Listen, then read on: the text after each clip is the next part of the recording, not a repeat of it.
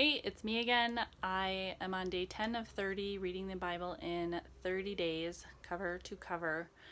I have to say, reading the Bible at this speed is like watching a sitcom. Like, everything gets resolved in like 30 minutes or less. Although not everything gets resolved right away. A lot of the times people will just like die and their bones will get buried and or carted around. And the smiting. Sometimes the ending is, and then God killed like 75,000 people with the plague. I think it's incredible that the church just glazes over this kind of stuff. The Bible does say that God never changes, and our God is a smiter. And I think that's going to be one of the things that's really offensive to people when they figure it out. But not for some time yet. What else? Just weird details I never knew. They jump out at you because you go, oh, I know that. I heard that, the name of that mountain like yesterday or the day before. Moses got the 10 Commandments on Mount Horeb, okay, the mountain of God. And then I'm in 2 Kings, and Elijah, when he, again, we don't really like to talk about it, massacred all of Jezebel's prophets, and then he freaked out and went to go hide. He went to hide on Mount Horeb, the mountain of God. And this is the same mountain where, in the same moment, where God says, wait for me here. I think he's like hiding in a cave. Wait for me here and don't come out until I come. And so this raging fire comes, a tornado comes, and an earthquake comes, or who knows what else, and God was not in it. But he was in the still small voice. So that was interesting to me, just to know that it was the same mountain. Speaking of Elijah, pretty crazy stuff. Sunday school, not very helpful. Wrong again. They told me that a chariot of fire came down for Elijah and then, scooped him up and took him off to heaven. Like it was this beautiful moment that wasn't filled with terror or anything crazy. And then I go and read it all on my own, and here you find out that yes, there's a chariot, but nowhere does it say like he calmly gets in the chariot and goes off happily to heaven. It says that he is taken up in a whirlwind. Whirlwind to me says tornado. And I think the people, and even Elisha,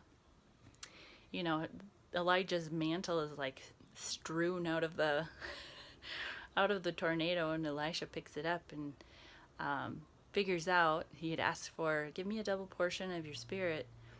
And then he gets his mantle and he crosses the river Jordan and parts the seas of the river Jordan, or the waters of the river Jordan, and realizes, okay, well, Elijah was taken up by God. And he tells the story of how he was taken up in his tornado to all the people, and all the people are like, what? We gotta go look for him. He is probably dying on the side of a mountain, spit out of a tornado. And Elisha says, no, I don't think so. They go to look for him anyway, and of course they don't find him, and Elisha's like, I told you so. Probably the biggest thing that's been impacting my reading is how the downfall of man is his woman. David and Bathsheba. When you think David is, he's in hiding and he's running and his life is always in danger, and then he's finally king, and you think, okay, happy ending, and then this woman just comes on stage and ruins everything. God promises him that because of this woman, your life is going to suck again. So, Solomon, kind of the same thing. Yeah, he's given all this wisdom. why didn't it apply to women? I don't understand that. It says that in his, when he got older, he started following after the gods of his wives, and he had like 900 wives. We know this, right? And even mentions, and in my previous video, I talk about the god Molech, and the god Molech is the human sacrifices god. So here Solomon says he serves Molech. So what does that mean? If you serve Molech, don't you sacrifice humans? I don't know if Solomon was messing around with that stuff. But for the same reason, life ruined, his glory stripped from him. Ahab, same story, except for he married the devil, Jezebel. The devil incarnate. Jeez. So just reading the Bible this quickly has been kind of a blessing. A lot of people told me, you're never going to get anything out of this. And of course, meditation is good.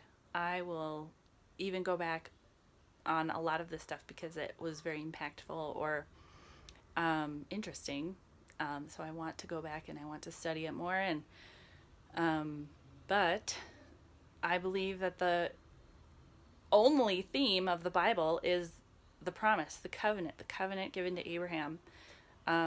Abraham, Isaac, Jacob, all the way down through to Moses and David, where we're talking about the promised land. Sure, we're talking about Jerusalem. We're talking about the descendants being as the stars. We're talking about David's throne being established forever on earth. You'll read a psalm and you'll say that God's throne has been established in heaven.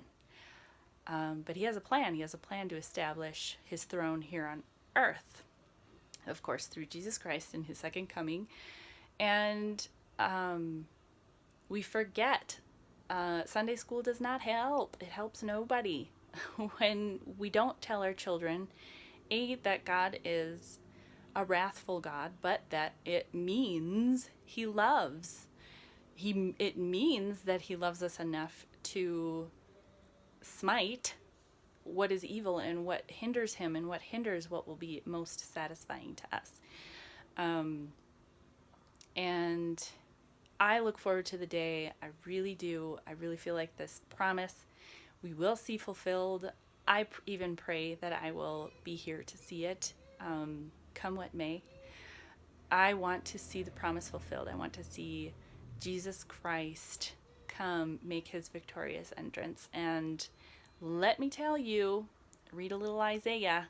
It's not going to be, riding on the clouds and then everybody just bows down or just like disappears. All of the evil and the Antichrist just disappears. No, Jesus is actually coming to smite. So, Isaiah 64, read it.